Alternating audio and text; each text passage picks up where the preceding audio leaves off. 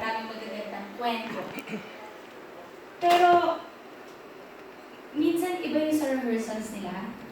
Ang labanan kasi, yung pagtungtong nila dito mismo sa World of Dance stage. May iba na ang galing sa rehearsal, pero pagdating dito, iba na. Kasi minsan una, kaba, matay-tension sila, tapos hindi nila, gusto man nilang mabigay ng 100%. Binibigyan nila 100%.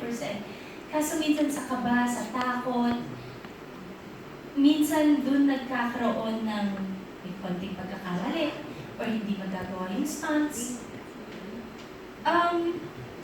Hindi maiiwasan, pero ako lahat ng sumali dito, lahat sila magagaling.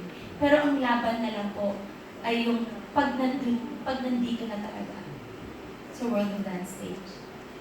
I think para sa akin naman is siguro my standards.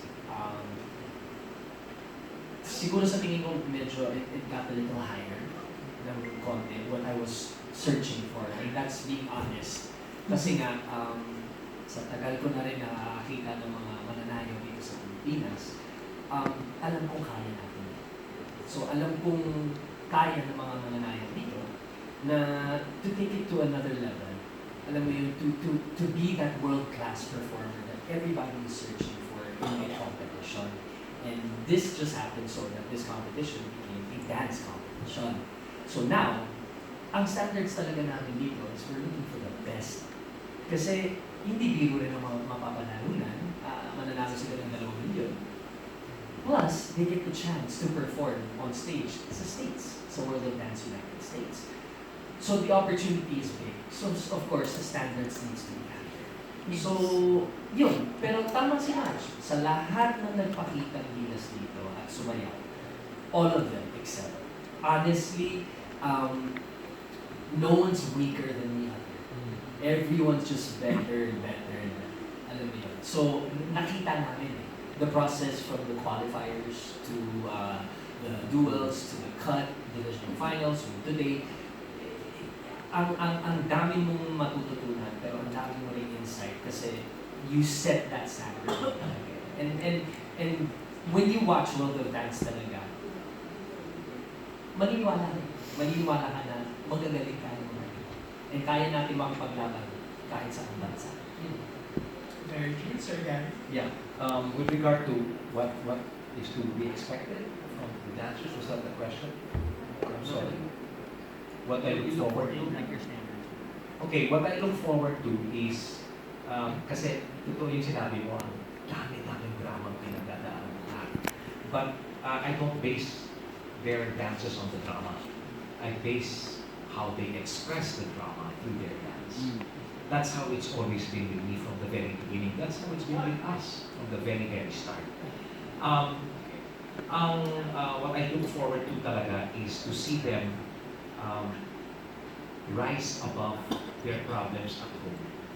To come on a stage like this and to perform with their entire mind, their entire heart, and their bodies.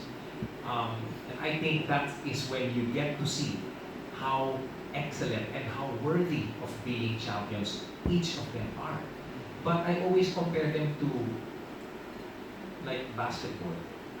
If I may, the Golden State Warriors, they are champions. They're defending champions. But once in a while, they lose a game.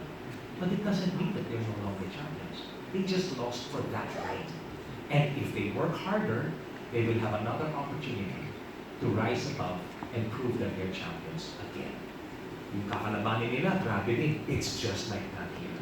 So yung mga natalo, everything that we've said in all the episodes, when we say, we hope to see you again, we know there's a future for you, we know na malayo ang mararating ninyo. Totoo yun. Hindi lang namin sila sabi yun. Naniniwala talaga kami. Naaabot sila doon if they keep it up. There will be good days, there will be bad days. Sa totoo lang, there were times when kulang yung mga dancers kasi nagkasakit yung isa, namatayan pa yung isa. But still, when they came out and performed, it was like there was no problem at all. Lalo kami nahirapan.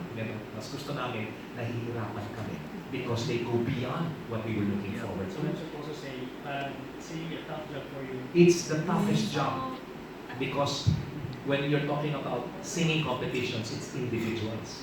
When you're talking about dance, it's groups, it's duos, it's different. The dynamics is very, very different because the preparation for it is also very difficult. Very difficult. And actually it's very tiring. Yeah. Sometimes the fatigue can make some of you go, ayaw na, parang hindi ko na kaya. Pero wala kaming napansin, wala kaming nakita na ron so far. And I am really thankful that they went beyond our expectations.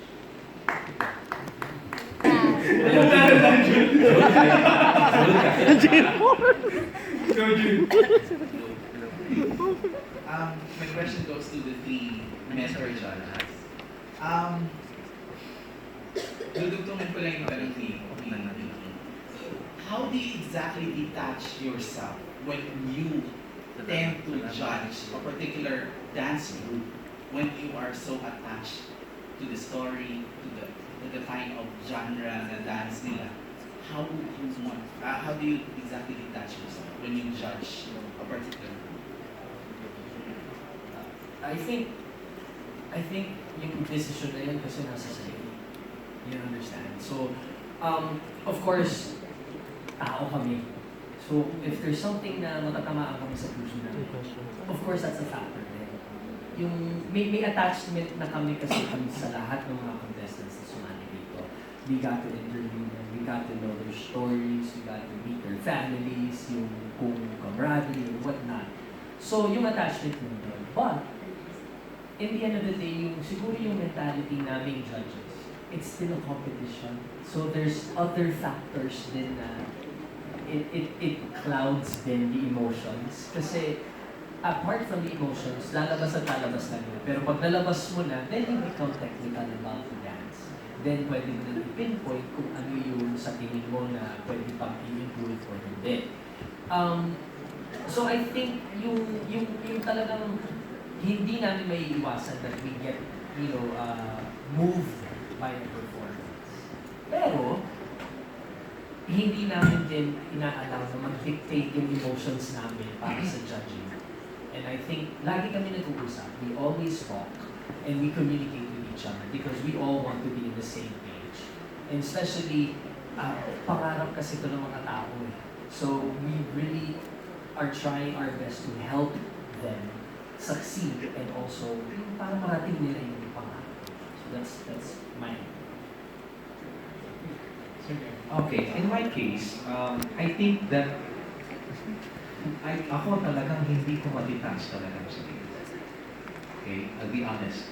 Ang ginagawa ko na lang, kino-compartmentalize ko kung ano yung role ko sa buhay nila bilang dancers. I will be there from beginning to end. Pag may nahulog dito, pag may umiyak, andito kami para sa kanila. And when they're dancing, before they dance, sometimes you hear us, sinisigaw namin yung mga pangalan nila, kaya mo yan, gano'n. And that's still part of the being attached to them. Now, mind you, pag nag-umpisa na sila, syempre, iba yung minsan yung pinapakita nila, from tears to fears. And that's great to see. But like the dancers, they compartmentalize. They cannot come up on stage and think of the drama and, they're dancing. Pero alam niyo naman, di ba, yung pinaghihirapan sa buhay natin, di ba? No, they come on stage and they perform. Same with us. I think it's better to think na we compartmentalize. We say, okay, you're a judge now. After, kuya naman ako sa'yo. After that, sige, I'll be your dad naman. But it all has to do with being connected to them.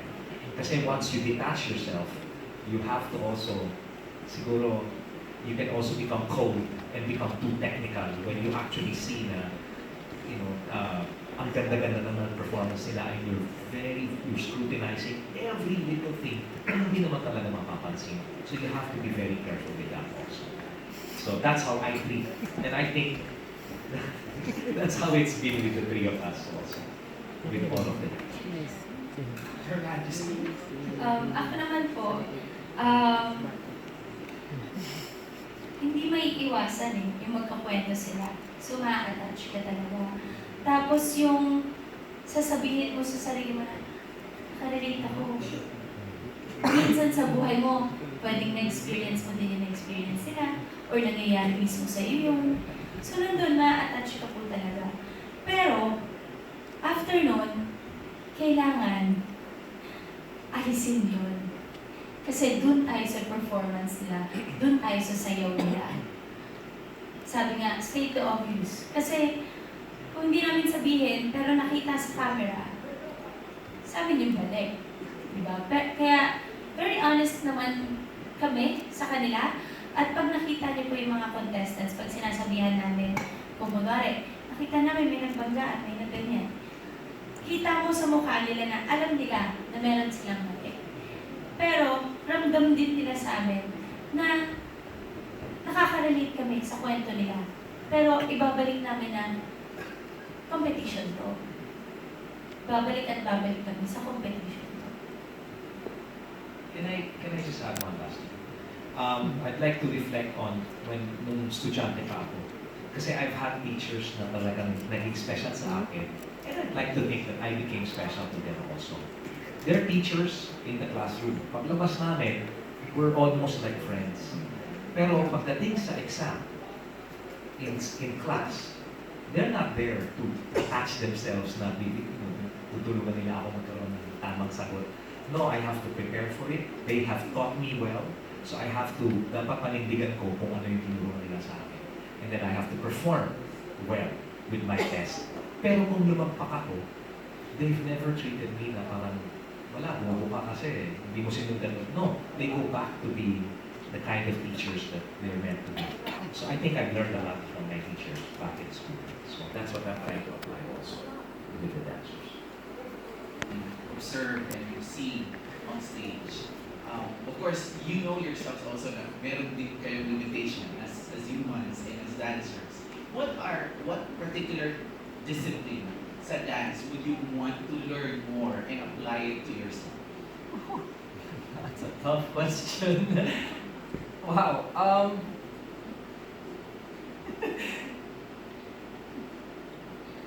Kunin ko na lang yung pinalabas last week. Yung pag-point-point, pag-point to name the one. For me kasi, yun nga, being a judge for world of dance kasi gives us the opportunity to learn more. And especially with other styles. And ako personally, may mga habitual things na I do when I perform. Na alam din ni Kuya Gary yun na parang, wait, bakit hindi ko matanggal yun? Actually, before, my old choreographer sa States, lagi niyang hinahampas yung kamay. Every time pag sumasayaw ako. As in like, habang sumasayaw, nakikita niya kasi gumaganon yung kamay ko. So it's very, di ba? Kinento ko kay Kuya Gary to. So it's very loose. Kumbaga, kahit gano'n ka lakas yung pop, pero yung kamay mo ganito, ang pangit tingnan, di ba? So, repeatedly, as in habang sumasayaw ko, gaganon niya, what? Gaganon ako, what happened? Bro, your hands, stop. So yung mga ganong typical na habitual things na I would like to progress and I would like to get rid of, dito, ina-apply ko. So, kumbaga, every time na i-dance, mindful na ako dahil ako pinagsasabihan ko yung mga dancers, or number, point your toes, diba? Don't flex, point lang, ganito. And minsan sila, nakakalimutan din nila kasi it's habitual na. So, and a lot of us kasi dito sa Pilipinas are not formally trained. They're self-taught. So, bino mo, galing din sa amin yung kailangan namin ituro kung ano yung tama, pero kailangan tama rin kami. So, it's really pressuring. We're all learning from each other. Yung bottom line yun. So, if I have to get rid of a habit, yun. Yung pagsasayaw na nakaganon lagi ko. Yun lang. Tama na ba? Tapos na? Yung pointing of the Point toes. the Ako rin, pointing of the toes din. No, I think, yung sa akin kasi, I think one of the things that I've learned, no, with disciplines is yung pagiging, kung dati, ako ay isang performer na laging ititik yung katawan and I'm very conscious about my musicality. I think right now, lalo pa ako, mas marami pa akong natututunan sa mga dancers na to. Na dati, during my time, kung may hit ang isang kanta, syempre ang dating, I'll hit it a certain way, no? Pero I'm learning from them The discipline of doing something na hindi in-expect ng tao, kahit na naririnig na nila sa tugtog yung kanta, ibahin mo ang galing. And that for me is one thing that has really opened up my mind. The discipline of being able to approach something and going away from what you've learned and applying the new things that you've learned. At hindi ko masasabi na tulad ako ni Maja or Billy na he went to school, he would rehearse all the time. Ako kung ano lang nilalaman ng puso ko, yun na lang ang ginagawa ko palagi. But learning and going beyond the norm and the discipline of being able to hear things and then visualizing things in a different way, I think that's from Edward. That's one thing I'm trying to apply.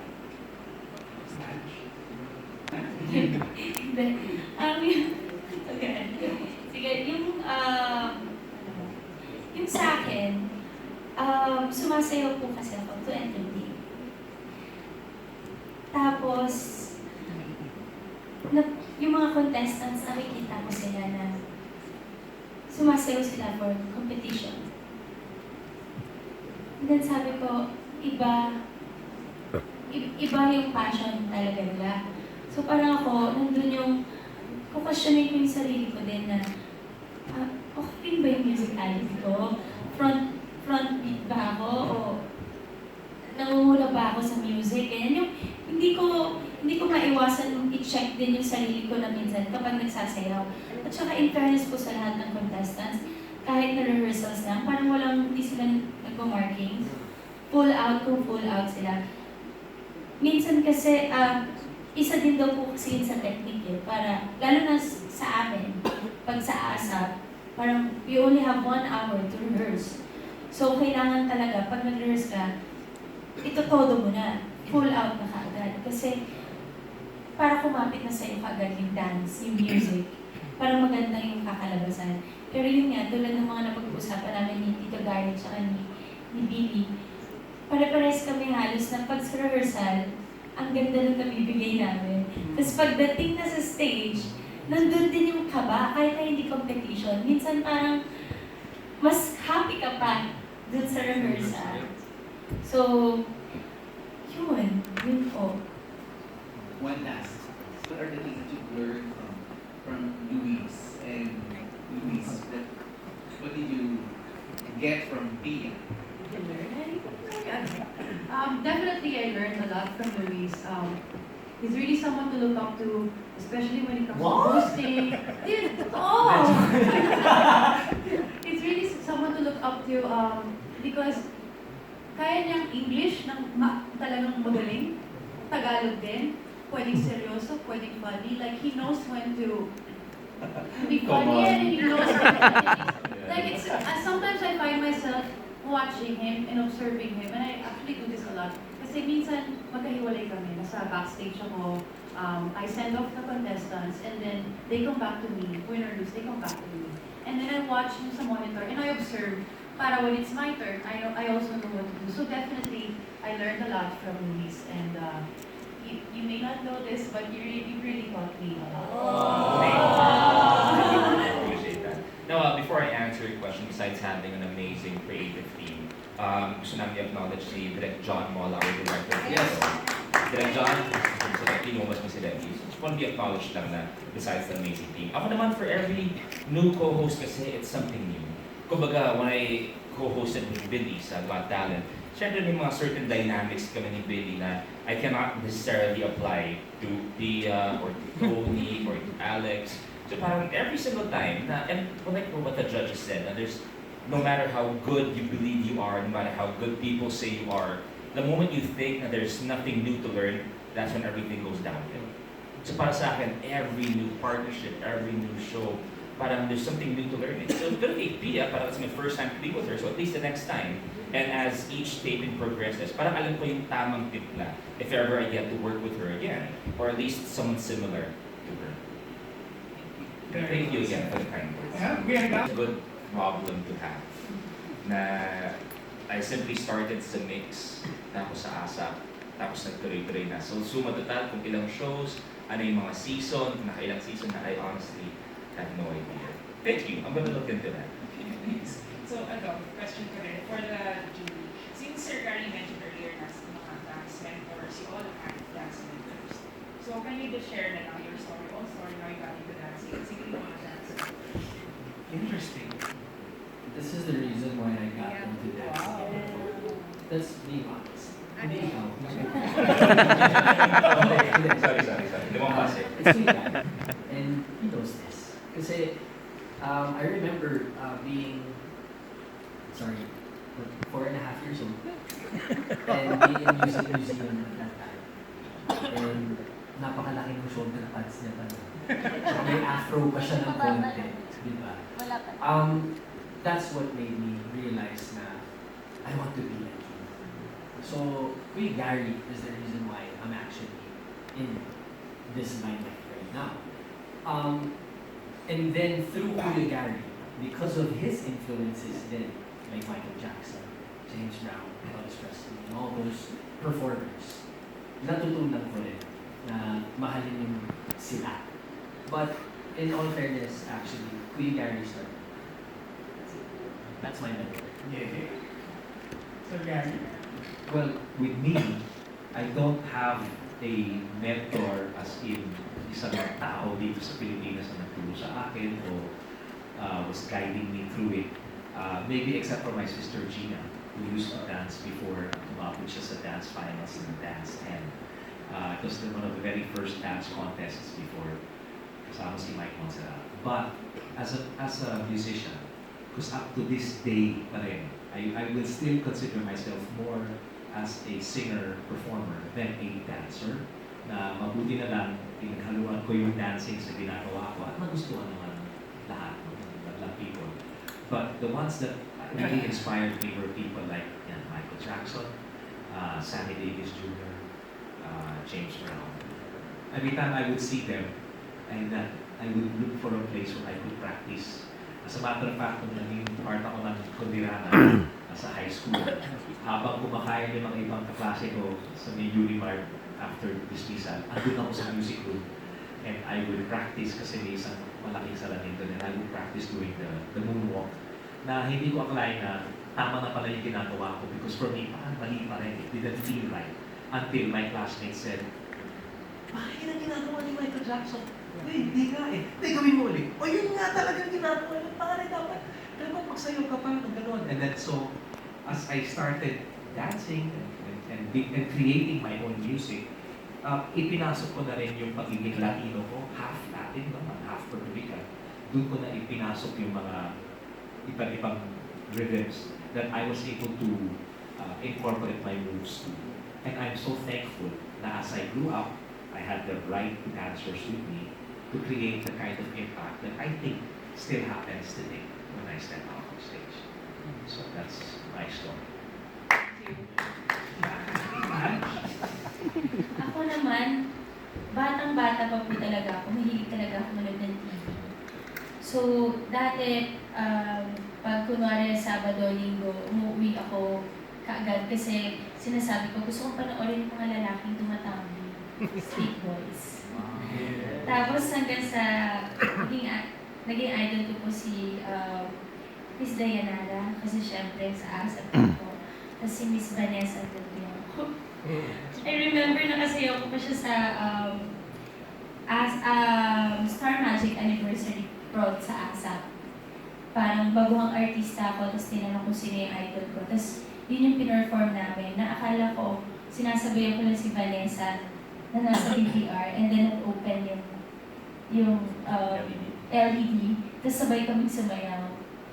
Ang tsaka nun kasi, nung katabi ko na siya, ayaw ko magkamali, nagbibilang ko ako sa 540. Naka-close up. Hindi. So, yun, andun ako sa siguro po 16 years na po. Magsi-16 sa March na ako sa industry. At una po talaga akong minahal nila sa pagsasayaw. Dahil po yun sa tulong ni Kuya Dennis sa habol and Teacher Jersen. Kung isa po ako talaga sa mga pinagtsagaan nilang turuan para mas maging confident pa po ako sa talent ko na pagsasayaw. Kasi dati, medyo nahiyan po. Actually, hindi ako naniniwala. Kasi hindi ko malilimutan. I don't know who I shared this with from ASAP. Pero I think it was the first or second time na umapak siya sa stage para mag-rehearse. Rehearsal pa lang. So, syempre, umaga pa lang, call time namin maaga para we can run all the songs. Tapos they said, okay, si Maja, we need you on stage, ganyan. So, nakaupo lang ako dun sa harap. And then she came out to dance. Naka-sweats lang siya nun eh.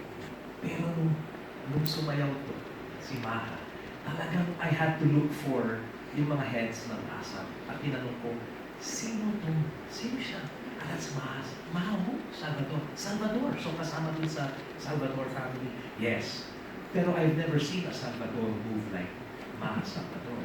And it was, I think, at that time na sinabi ko talaga sa sarili ko, kung may mga iba pang mga kabataan katulad niya na maaaring gumalaw ng ganyan, iiba talaga yung takbo ng dance scene in the Philippines. And ayan, she went beyond my expectation na hindi lang siya isang magaling na dancer. But we all know that she's an award-winning actress. And so, hindi talaga naglalak ko talaga to because napatunayan niya, 16 years. And she can still do what she did 16 years ago. That says something. That's just That's just my, but that's my personal experience with her. Watching her like that. Sitting here, tapos seeing her. Iiyak. Iiyak na yan.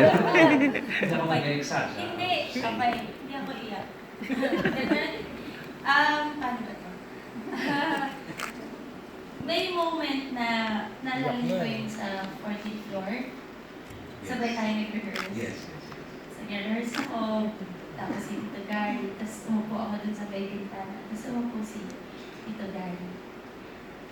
Tapos yung naalala mo yung sinabi mo sa amin, Tito Gary. Ano yung sinabi? Pautang mo na yun.